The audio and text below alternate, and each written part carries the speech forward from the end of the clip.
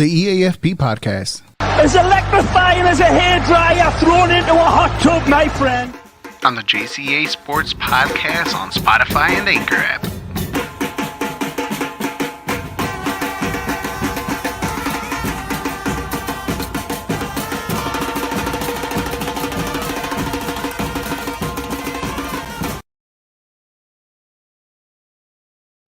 Well, that was exciting. Man, oh my God. What's going on, everybody? The Eafp podcast here live on Facebook, YouTube, Twitter, and Twitch. Guys, make sure you share all of the episodes, myself, and all the other episodes too on the John Conavi's Facebook page. But man, oh man, there is nothing to talk about other than the Champions League's quarterfinal. And God, wasn't that exciting? I think all four games were exciting. They had their own excitement in their own ways. Yesterday, between the upset between Villarreal and Bayern Munich, we had the Real Madrid versus Chelsea game was just insane in itself. Today, the 3-3 excitement of Liverpool and Benfica, and a 0-0 game that was just entertaining from probably minute 25 of the first half and throughout the whole entire game.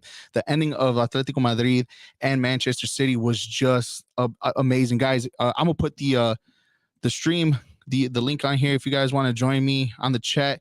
It should be up here in a little bit if you want to come and talk about the Champions League, because man, oh man, there is a lot to talk about. For real, I already right here, Nani on the chat says the Liverpool Benfica game was just amazing. Real Madrid game had him crying at him being a Madrid fan. Karim Benzema, it was just he showed out. It was scary at first. Let's start with that one. The Real Madrid Chelsea game yesterday. It was a scary start. Obviously, them being down 3-0, and then all of a sudden just to turn around with the goal. I thought they was going to go to extra time. They didn't really. Karim Benzema showing up. The beautiful ball from Modric. Man, I could go on and on and on and talk about this game. You can't. This game was just amazing on how the game just started. It turned on its heels. Obviously, what Real Madrid did last week at Chelsea at Stamford Bridge, and what Chelsea did, putting the pressure on on Real Madrid, was just beyond. It was just perfect from Tuchel and his approach, going out wide and obviously dominating the midfield area and putting in the goals. I honestly thought this cannot happen to Real Madrid. It was just a very slow start from them from the get-go. It was just too hard to understand what was going on. It looked like they were shaking in their boots. It looked like they were just not prepared for this matchup. And then everything just changed. Modric put it on a dime for help me, who scored the first goal? I'm looking it up right here. Dude, this Champions League quarterfinal matchup was just amazing. This game was great. Mason Mount started off, and then Rudiger, and then Rodri. Yes, Rodrigo was the one that scored the very first one on the dime from Luka Modric. And I'm telling you, if it had Nani crying, it had me on my seat.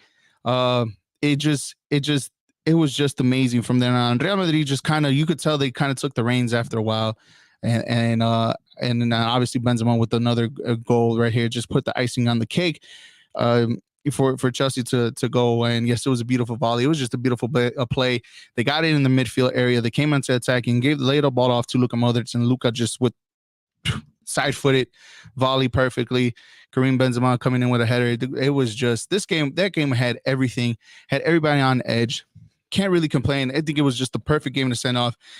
To start off whatever game you're watching, started off the quarterfinals for sure, because it was just had everything. Chelsea kind of debacle at the very end. Not really. We could go on and on, right? Obviously, VAR had a lot to do with it in this matchup. I think the controversy in this game ended up happening for Chelsea, and they felt like the game kind of turned over his heels. Like you kind of seen a little bit more calls behind towards Real Madrid in a way, and that's what the Chelsea fans, especially Chelsea Twitter. Sulu said he was working. Chelsea Twitter for sure was on it. I know I was on Twitter too as well, watching the comments and everything that was going on, and it was just you could kind of see where Chelsea was coming from. But obviously, I think from minute 50 on, from minute 50 for Chelsea, slowly but surely the wheels started falling off on them. You could tell simple mistakes here. They couldn't make the simple passes that they were doing in the first half. I think they got a little bit too comfortable leading into the break. Nani says Tuchel's a sore loser for saying that VAR was wrong. It was a handball. It was a handball. It really was. But I guess the approach was how close it was to the body. I guess you give it the running format to that aspect. Was it a handball? Sure, it did hit the ball. The ball did hit his hand, but I guess the running motion to it, or trying to get it out of the way, regardless of the fact that that was, it I think Chelsea kind of themselves lost the game to me. Sulu said he was working. Man, it was unfortunate that you were working, bro, because you missed the goodie for sure. The EAFP podcast here is we're talking about the Champions League quarterfinals. We're talking about Real Madrid versus Chelsea. The game yesterday between them two, exciting game overall. I think all four games had their own excitement. The upset for sure. Well, I'm gonna get into a little bit later between Villarreal and Bayern Munich. We're talking a little bit more about the Chelsea game and Real Madrid. But at Chelsea had their chances. They put away their chances. I think they got a little bit too comfortable. Again, their touching from the back up was kind of getting lost. They weren't bitten too early in the game. I think they had their scares in the second half. They couldn't ratchet up their momentum. And they had their opportunities to put this game away too in the second half. Let's not forget that. I think they, if I'm not mistaken, they still scored another one. Timo Werner at the 75th minute to kind of ice the game. But I think Timo also had another chance in the 80th minute, right when Rodri scored the goal. Because remember, the goal from Real Madrid didn't come until stoppage time in the 96th minute, or in I'm sorry, not in overtime, in extra time. That's where the goal that came in. But they had their chance to put him away. So yeah, you're right. Did it look wrong on Tuchel's part? Yes. But Werner was looking good. My man did and so he did their entire defense, especially on that goal for sure. So yeah, guys, we're talking Real Madrid Chelsea here. It was an exciting matchup for sure. All these four games that were on this week was just beautiful. Chef kiss for sure. The upset of the of the tournament has to be Villarreal versus Bayern Munich. Bayern Munich up 1-0 on Chelsea. On Chelsea, on Villarreal. Robert Lewandowski putting it in. Let's just put it simple in terms. Villarreal hung on to this matchup for them to score.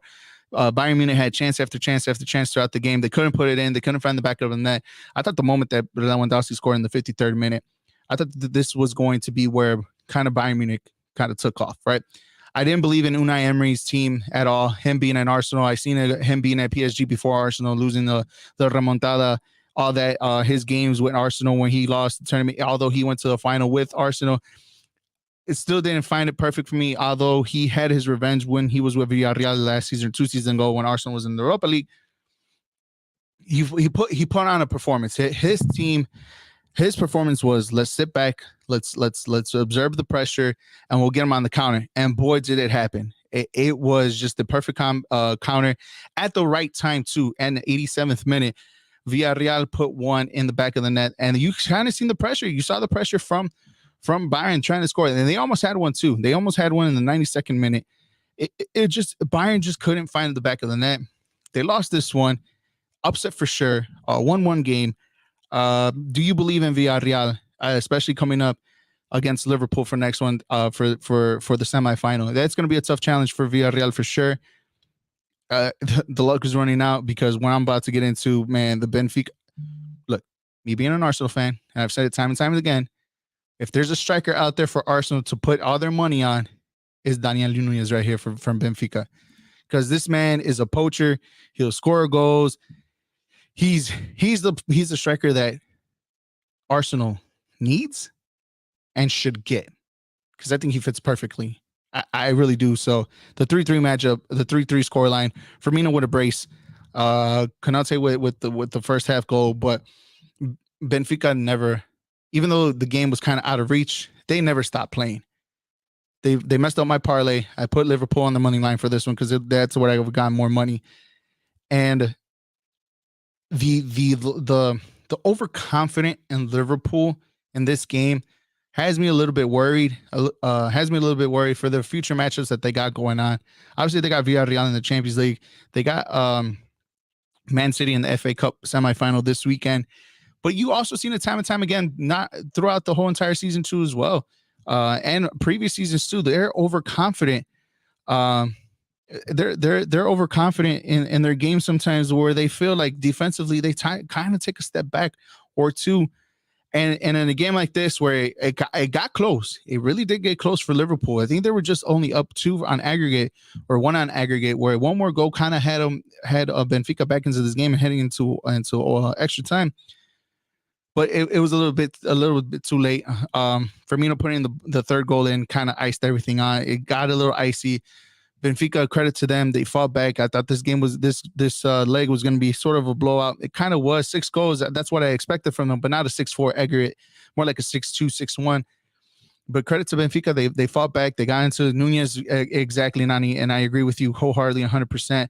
What a campaign for Nunez, and that's the one guy. His name is going to be all over the transfer window this season and or this summer from multiple teams. I seen Manchester United calling his name. I saw even Chelsea with the name on there, Arsenal on there. So whatever money that they're willing to put up, I think they should really put up for Nunez. I know it's going to be a tough time, but he's a complete striker for me. He's that striker that will put the balls in the back of the net. You see his run, the goal that he was when he was offsides, how he made that run, even though it was a little bit too early, but how he put the ball in the back of the net. I think this kid is complete. He's young, 22, 23. He's there. I think that's the striker that Arsenal should get. What a campaign! You're right, Benfica. What a great season. I think they're up in the league in Portugal this season. Lewandowski to Barcelona now. That's good. That's one of the hottest rumors that's out there for sure. In Lewandowski going to Barca for the free. If I'm not mistaken, I think I was reading it for the free. So yeah, there's a lot, man. I'm sweating because I'm fat, 1, but 2 because this games were exciting. Because as this is the Eafp podcast here on Facebook, guys, make sure you follow us and share all our episodes. My episode of the Eafp podcast, the JCA and Sports Strip Live too as well. Make sure you guys follow us on all our social media platforms: Facebook, Twitter, YouTube, Instagram, and TikTok. Yes, we're on TikTok too as well. So trying to give you guys more content on us. And also you can listen to these shows and all our previous shows on the Anchor and Spotify app. But ooh, you want to talk about a feisty game, right? Let's talk about a good feisty game. And this one between Man City and Atletico Madrid. Guys, let's be honest. Atletico Madrid wanted to score the goal as badly as they can from the moment that this game kicked off. And I do believe, and I will say this, that Man City got away with a tie. I honestly believe that Atletico Madrid was going to put one in the back of the net early.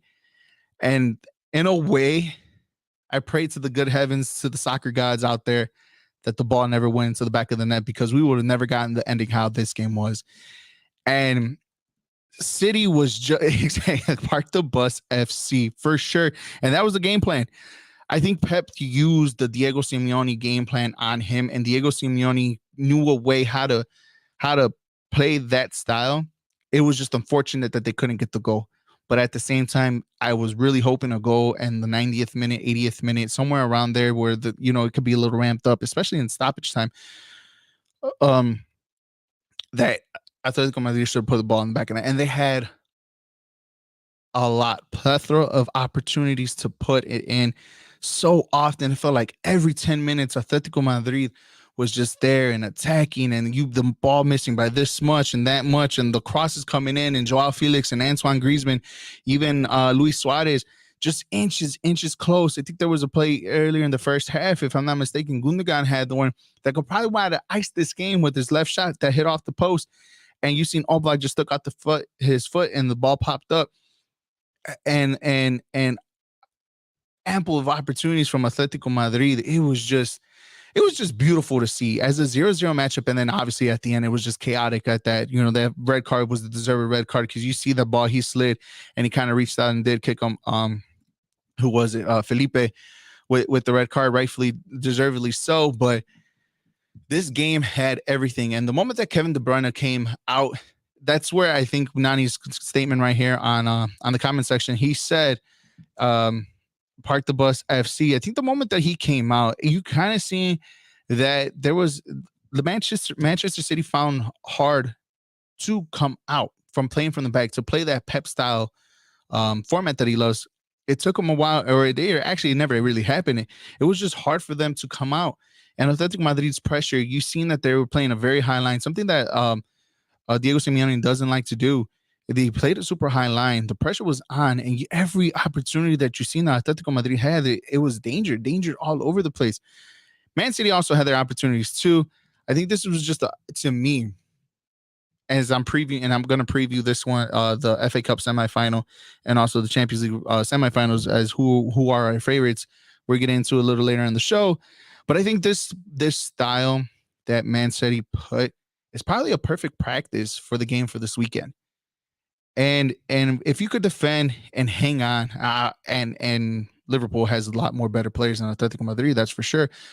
But if they could hang on and still kind of get away with it, where there are opportunities where they go on top, and with the attacking that Man City has, it can work. Now, I said that the team, and obviously we saw the game over the weekend between Liverpool and Man City, a beautiful 2-2 matchup.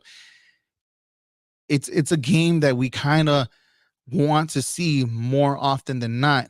And I'm gonna post a question on here and on a chat too as well. You can hear me out. But is the Klopp versus Pep matchup the best managerial matchup in football history? Better than the Fergie and Arsene Wenger matches, better than the Pep Guardiola's and the Jose Mourinho's matches, better than you could think of any other coaching matchups that you could think of in football. Is this one the best managerial matchup in football history? Now, I can have somebody help me out that was from the 80s and 70s. You know, if you're watching the show, help me tell me if there was a matchup back then that was kind of like, ooh, yeah, you know. But Pep and Klopp, is their matchup the best managerial matchup in modern football history? Nani goes on and says that matchup is legendary. Literally, like 1 point or two separates them. And yeah, in the league, yeah, it's 1 point. The matchup over the weekend was a great one. They both play to each other's weakness, and that's what makes this game beautiful. It's like the one who makes the least amount of mistakes will take over this matchup. And this is why the key for the matchup on Saturday between them two in the semifinal for the FA Cup will be everything. And I think it was perfect the way Pep played this matchup against Atletico Madrid. They got away with it. Don't get me wrong. They got away with it with the matchup. But it suits them perfectly because you can kind of see and you can kind of tell that this team can really do it, but it's not to perfection, and it won't be to perfection at all. They have the attacking accountability to go up forward, and they'll be the dangerous team. But even them defending, it didn't look beautiful, but to do that against Liverpool, it won't work. It's great that they tried it. They might do it. Don't get me wrong. I won't be surprised if he does it again, but it's not Pep like. I think all in out football, attacking football is Pep's game. And I would love to enjoy it. The question for you guys, is this matchup, the Pep Club competition, the best competition, best managerial competition in all of football, in football history? You know, better than the Fergie and Arsene Wenger days back in the early 2000s. Better than you helped me out in the 90s because I was a baby, 80s, 70s. Like, give me a good matchup of football managers, and then let's compare it to this one that's happening. Better than the Pep and Mourinho matches. I think this is way better than that because Klopp can actually go out with his high line and attacking football and pressing football, for sure. Yeah, Nani, it's Villarreal versus Liverpool, Man City, and Real Madrid in the Champions League semifinals. But remember that the games between the FA Cup between Liverpool and Man City is also on Saturday. So Nani also says, even though I love the Real Madrid, he posted up right here, even though he loved the Real Madrid, imagine a Liverpool City final. I think that's the goal because we had them in the league over the weekend. We're going to have them in the FA Cup semifinal this weekend. And to have them in the final to go all out, plus the league title too as well. I was really hoping a City Liverpool semifinal so we can have an extra matchup, but that's perfect too to settle the Champions League. Who's the best of the best between them two?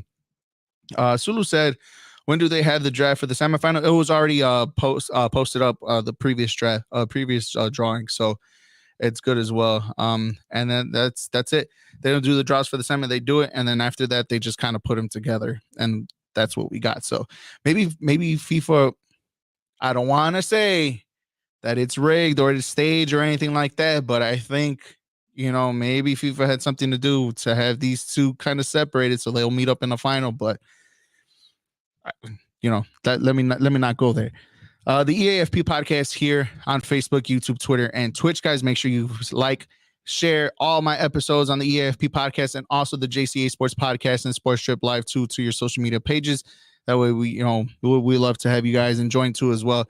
Have the link on here if you guys want to join. A couple more minutes of the EAFP podcast before I call it a night. If you guys have any comments, questions, put it on the chat here as I'm reading them. Thank you, Nani. Thank you, Sulu, for commenting on here as we had an exciting, amazing, fantastic. You guys give me all the adjectives in the world of what you want to call this about the quarterfinals matchups this Champions League. And man, oh man, it was beautiful. Every matchup had some type of entertainment value this round, and from Bayern Munich getting eliminated by Villarreal to Chelsea and Real Madrid last night to today's game between Benfica and Liverpool, a 3-3 matchup, and also the Man City versus Atletico Madrid. So you guys let me know, is the Pep Club matchup the best legendary matchup, managerial matchup in all the football history? Let me know what you guys think.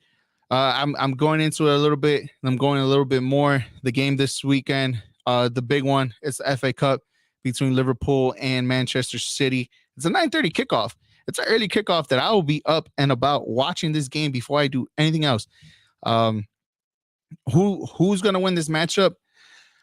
Ooh, that's a good one. And I want to know what you guys think. Who's going to win the FA Cup semifinal matchup between Liverpool and Man City? What you guys think in the comments? Let me know.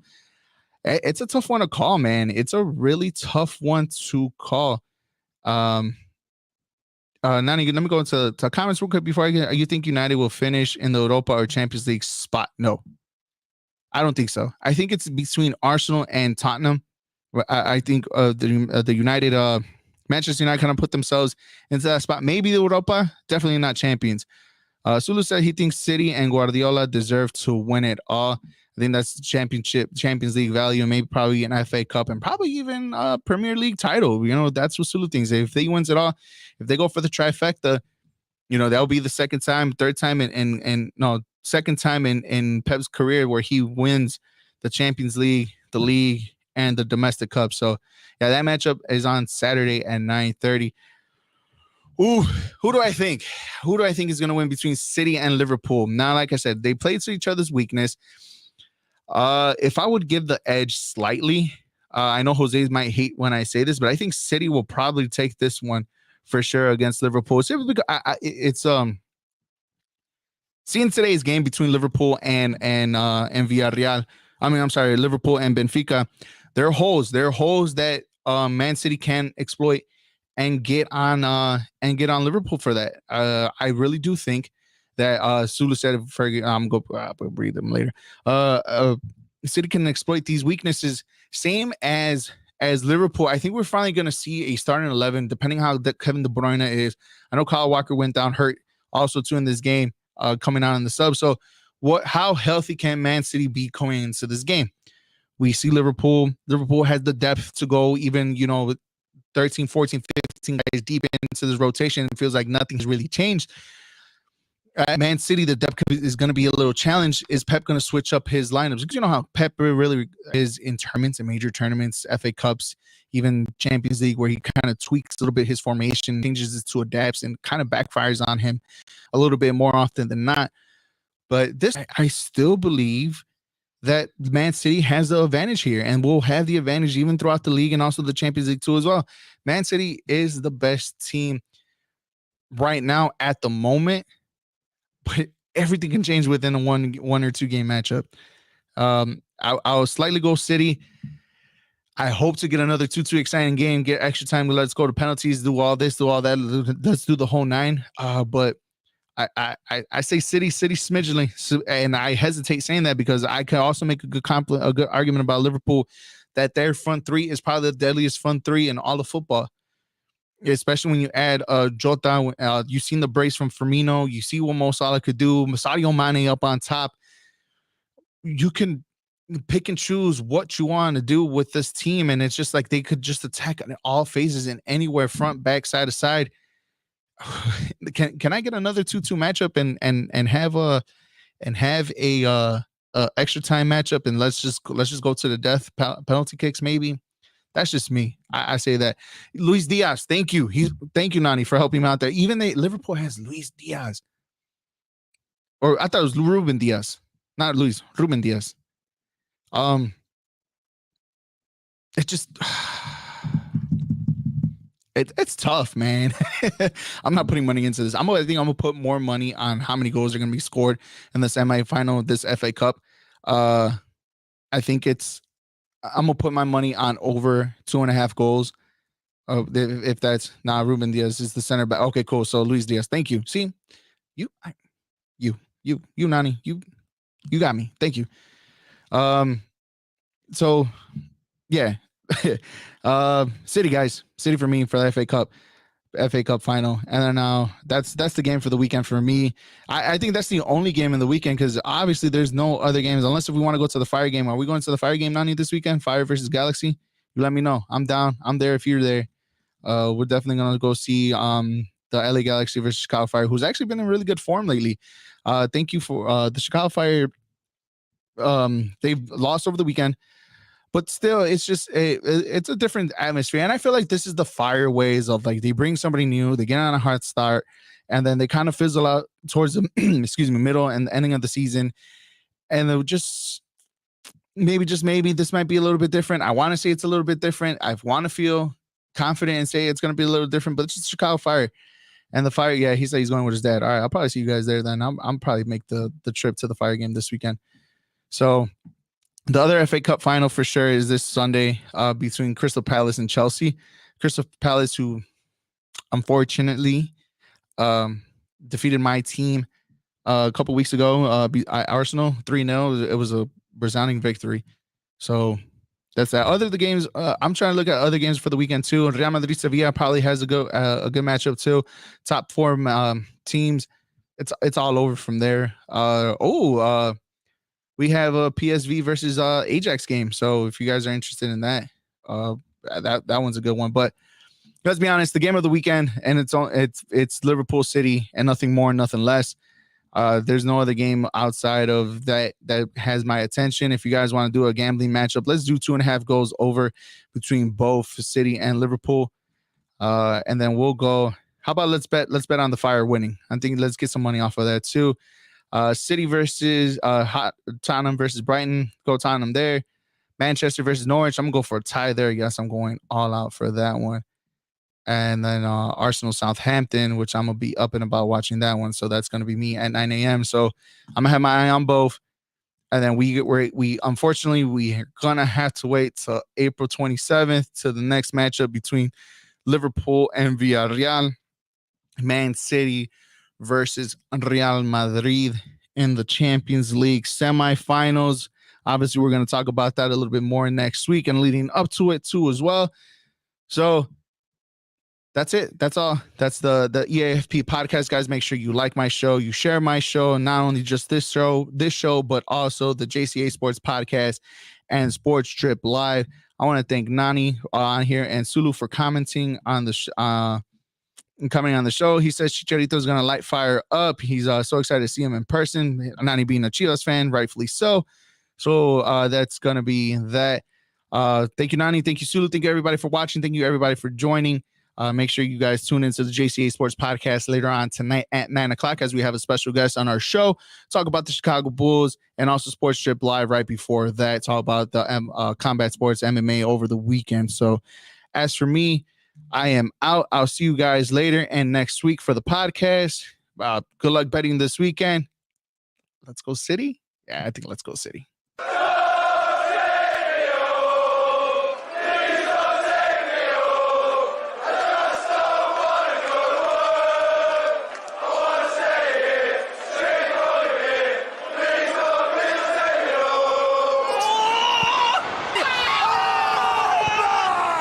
medicine man arrives again!